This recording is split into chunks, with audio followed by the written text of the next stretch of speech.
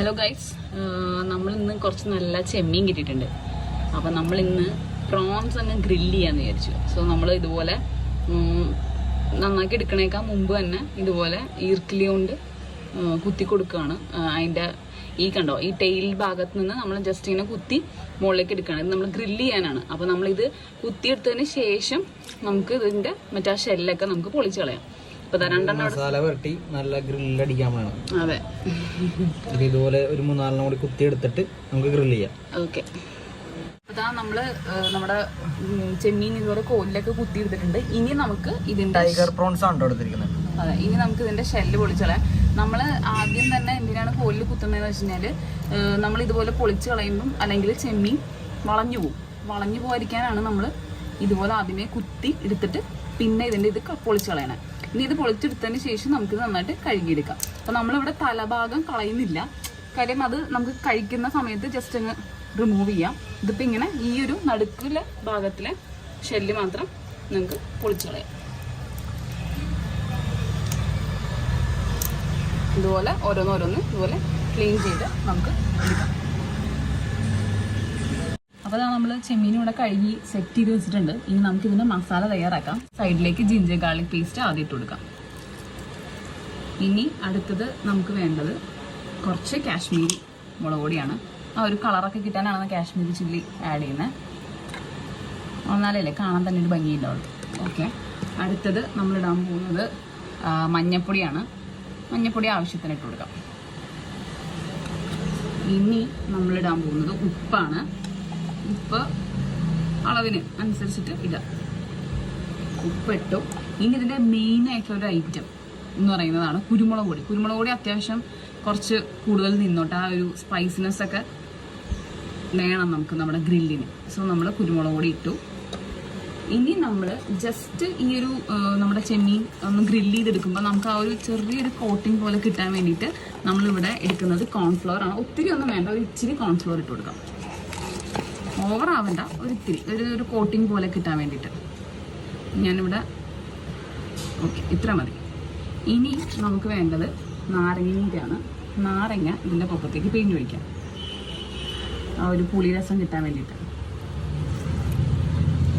ഇനി നമുക്ക് നമ്മുടെ കുറച്ച് മൊത്തത്തിൽ മിക്സ് ചെയ്യാം. എന്നിട്ട് കുറച്ച് വെള്ളമായിട്ട് ഇതൊന്ന് നല്ല പേസ്റ്റ് രൂപത്തിലാക്കിയെടുക്കാം.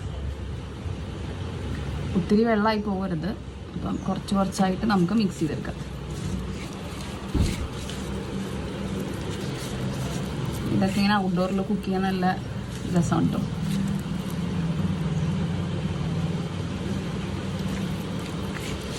മൊത്തത്തിൽ അങ്ങ് നല്ല രീതിക്ക് മിക്സ് ചെയ്യാം.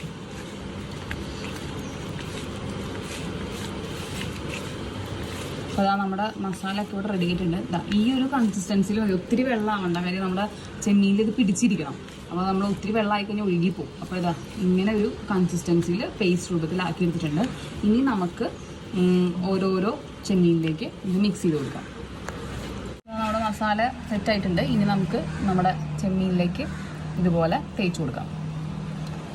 ഇതിങ്ങനെ മൊരിഞ്ഞ് വരുമ്പോൾ ഈ തലഭാഗമൊക്കെ നമുക്ക് ഈസിലി റിമൂവ് ചെയ്യാൻ പറ്റും കേട്ടോ.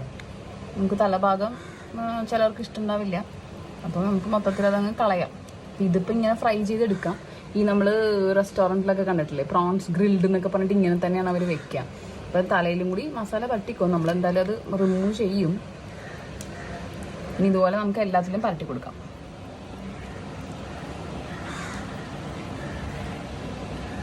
അടുത്തെടുക്കാം, പരട്ടാം.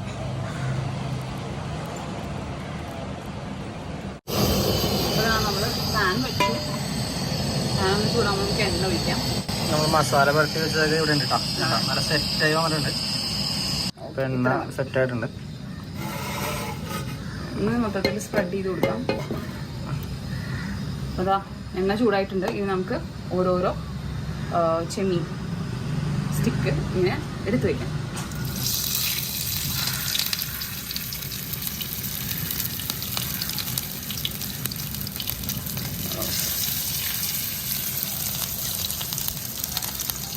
ഒരു 4 ഇട്ട് കൊടുക്കാം.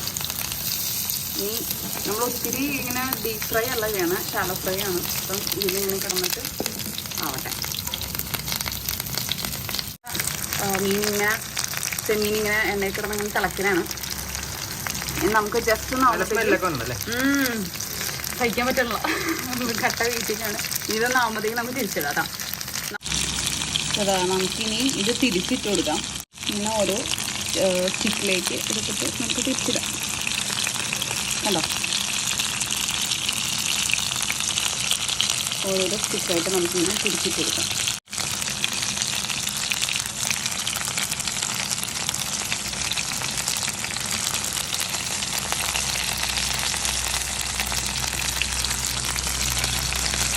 നമ്മൾ ആ കോൺഫ്ലവറൊക്കെ ഇട്ടേക്കുന്ന കാരണം ചെറുതായിട്ട് ഇങ്ങനെ മൊഴിഞ്ഞ് വരുന്നുണ്ട്. ഇനി ഇതുപോലെ നമുക്ക് എല്ലാം ജസ്റ്റ് ഒന്ന് മറച്ചിട്ട് കൊടുക്കാം കേട്ടോ. പിന്നെ നമ്മുടെ അടിപൊളി പ്രോൺ ഫ്രൈ ആയിക്കൊണ്ടിരിക്കുന്നു. ഞാനിപ്പം ഒരു സൈഡ് ആയപ്പോഴത്തേക്കും ജസ്റ്റ് ഒന്ന് മറച്ചിട്ടിട്ടുണ്ട്. ഇനി നമുക്ക് ആ മറ്റേ വശം കൂടി ആവുന്ന വരെ വെയിറ്റ് ചെയ്യാം. അപ്പോൾ നമ്മുടെ പ്രോൺസ് ഫ്രൈ ഇവിടെ റെഡി ആയിട്ടുണ്ട്. ഇനി നമുക്കൊരു പ്ലേറ്റിലേക്ക് മാറ്റാം. നല്ല മൊഴിഞ്ഞിരിക്കണ്ട കേട്ടോ, സെറ്റാണ്. ഇതിനി നമുക്ക് നോർമൽ വെറുതെ കഴിക്കാം, അതല്ലെങ്കിൽ മയോണൈസൊക്കെ കൂട്ടി കഴിക്കാനാണ് അടിപൊളി. അപ്പോൾ പ്രോൺസ് ലവേഴ്സൊക്കെ ഉണ്ടെങ്കിൽ ഡെഫിനറ്റ് ആയിട്ട് ഇത് ട്രൈ ചെയ്യണം. അടിപൊളി സാധനമാണ് കേട്ടോ. ഇത് നമുക്ക് വല്ല പരിപാടിയൊക്കെ വരുമ്പോൾ സ്റ്റാർട്ടറായിട്ടൊക്കെ നമ്മുടെ മെനുവിൽ വെക്കാം. റെഡിയായിട്ടുണ്ട്. ഒന്ന് ടേസ്റ്റ് നോക്കണം. അടിപൊളി, നല്ല ക്രിസ്പിയാണ്. ആ കോൺഫ്ലവറൊക്കെ ഇട്ടുണ്ട്, കുറച്ച് സ്പൈസിയാണ്. അപ്പോൾ പ്രോൺസ് ലവേഴ്സൊക്കെ ആണെങ്കിൽ ഡെഫിനറ്റ് ആയിട്ടും ട്രൈ ചെയ്ത് നോക്കണം. അപ്പോൾ ഇതാണ് നമ്മുടെ വീഡിയോ. നിങ്ങൾക്ക് നമ്മുടെ വീഡിയോ ഇഷ്ടപ്പെട്ടെങ്കിൽ ചാനൽ സബ്സ്ക്രൈബ് ചെയ്യാൻ മറക്കരുത്. അപ്പോൾ അടുത്തൊരു കിടിലൻ വീഡിയോ ആയിട്ട് വരുന്നത്. Till then take care, by.